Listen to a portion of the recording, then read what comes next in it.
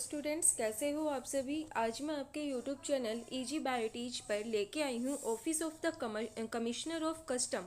इसकी तरफ से हमारी जो रिक्रूटमेंट आई है वो आई है मरीन विंग में कस्टम की रिक्रूटमेंट। ये हमारी ग्रुप सी की पोस्ट रहने वाली है। यहाँ पे जो हमारी पोस्ट आई हैं वो है एक सीमैन की और एक ग्रीसर की। ये जो सीमैन की पोस्ट है वो लेवल 1 की है। यहाँ पे जो पे मैट्रिक्स है हमारा वो 18,000 रुपये पर मंथ रहने वाला है। मतलब 18,000 से लेके 56,900 रुपये तक हमारा यहाँ पे लेवल रहने वाला है। उसके बाद जो हमें पे बैंड यहाँ पे मिलेंगे वो 5200 रुपये से लेके 2,200 रुपये तक यहाँ पे मिलेंगे। प्लस हमारा जो ग्रेड पे है वो हमारा यहाँ पे 1,800 रुपये रहने वाला है। अब यहाँ पे हमारी टोटल वैकेंसीज आई हैं वो है 33 वैकेंसीज। एससी की 6 वैकेंसी हैं, एसटी की 1 वैकेंसी है, ओबीसी की 8 वैकेंसी हैं, ईडब्ल्यूएस की 5 वैकेंसी हैं और यूआर कैटेगरी की 13 वैकेंसीज हैं। यहाँ पे जो हमारी एज लिमिट है वो हमारी 18 से 25 साल के बीच में होनी चाहिए और हमें यहाँ सेंट्रल गवर्नमेंट के अकॉर्डिंग रूल्स के अकॉर्डिंग यहाँ पे एज रिलैक्सेशन प्रोवाइड किया गया है। अब यहाँ पे हमारी जो एजुकेशनल क्वालिफिकेशन है वो हमारी है यहाँ पे 10th क्लास पास होनी चाहिए हमारी और 3 साल का हमें एक्सपीरियंस होना चाहिए। Sea going mechanist vessel with 2 year in helmsman and seamanship work के अंदर हमारे पास 3 साल का एक्सपीरियंस होना चाहिए। उसके बाद हमें डिजायरेबल बोला गया है certificate of competency as mate of fishing vessel issued by marine mercantile department. ये हमारे पास क्या है, डिजायरेबल क्वालिफिकेशंस है। उसके बाद हमारे यहाँ पे है ग्रीसर का। यहाँ पे भी ये हमारी लेवल 1 की पोस्ट रहने वाली है। हमारा जो ग्रेड पे है और पे बैंड है वो हमारा सेम रहने वाला है। टोटल हमारी यहाँ पे 11 पोस्ट आई है और जो हमारा एज है वो 18 से 25 साल के बीच में होनी चाहिए। सेम हमारी वही हमारे पास 10th क्लास पास होनी चाहिए। उसके बाद हमारे पास 3 साल का एक्सपीरियंस होना चाहिए। Sea going mechanist vessel on main and auxiliary machinery maintenance के अंदर। जो डिजायरेबल क्वालिफिकेशन है हमारी certificate of competency as engine driver of fishing vessel issued by marine mercantile department के अंदर, ये हमारी क्या है, डिजायरेबल क्वालिफिकेशन है। उसके बाद यहाँ पे हमें जॉब डिस्क्रिप्शन बताया गया है कि हमें वहाँ पे क्या काम करना है। फिर हमारा जो एज रिलैक्सेशन है वो हमें बताया गया है। जो शेड्यूल कास्ट और शेड्यूल ट्राइब है उनके लिए 5 साल का रिलैक्सेशन है। अदर बैकवर्ड क्लासेस के लिए 3 साल का रिलैक्सेशन है यहाँ पे। और जो सेंट्रल गवर्नमेंट सिविलियन एम्प्लॉयज़ हैं is up to 40 years 45 years in respect to employee who have rendered not less than 3 years regular and continuous service as on closing date। उसके बाद जो एक्स सर्विसमैन है उनके लिए यहाँ पे 3 इयर्स का क्या है, यहाँ पे रिलैक्सेशन दिया गया है। फिर हमारे पास यहाँ पे जो जनरल कंडीशंस हैं वो बताई गई हैं। मोस्टली हमें यहाँ पे बताया गया है जो हमारा सिलेक्शन है वो हमारे रिटन एग्जामिनेशन के बेसिस पे होगा and physical endurance test swimming as the case may be and also subject to medical fitness. यहाँ पे हमारा क्या होगा, मेनली हमारा रिटन एग्जामिनेशन के बेसिस पे जो हमारा कैंडिडेट है उसका सिलेक्शन होगा।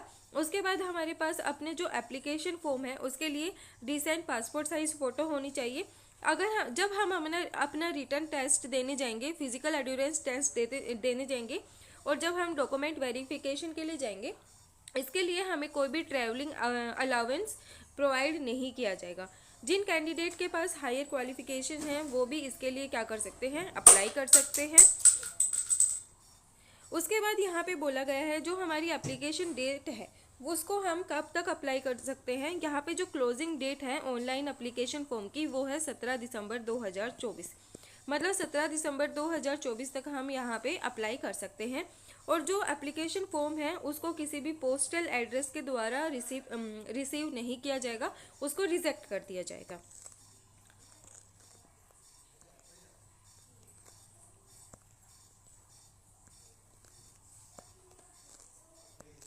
अब हमारा आता है एप्लीकेशन फॉर्म हमें कैसे फिल करना है। यहाँ पे हमें सबसे पहले हमारी जो मराइन विंग की मराइन विंग से हमारी पोस्ट आई है। सबसे पहले हमें यहाँ पे अपनी पासपोर्ट साइज़ फ़ोटो लगानी है, उसको सेल्फ अटेस्ट करना है।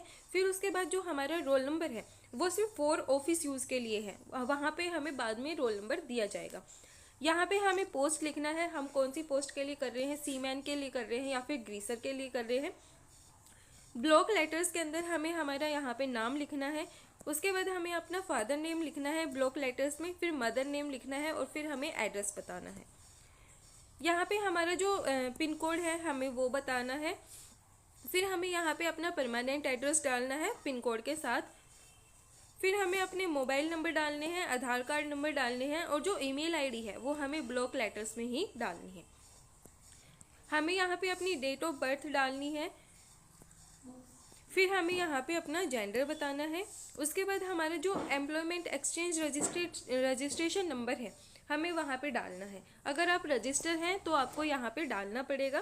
फिर आपको state, city, branch of employment exchange registered with, वो सब कुछ यहाँ पे बताना है, कौन सा स्टेट है, कौन सी सिटी है, कौन सा ब्रांच है, पिन कोड के साथ बतानी है।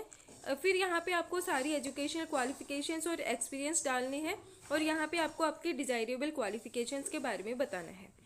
यहाँ पे आपको आप कौन सी कैटेगरी से हो वो सब डालना है। अगर आप एक्स सर्विसमैन हो तो यहाँ पे आपको सही का निशान लगाना है, नहीं आप इसको कट कर सकते हो।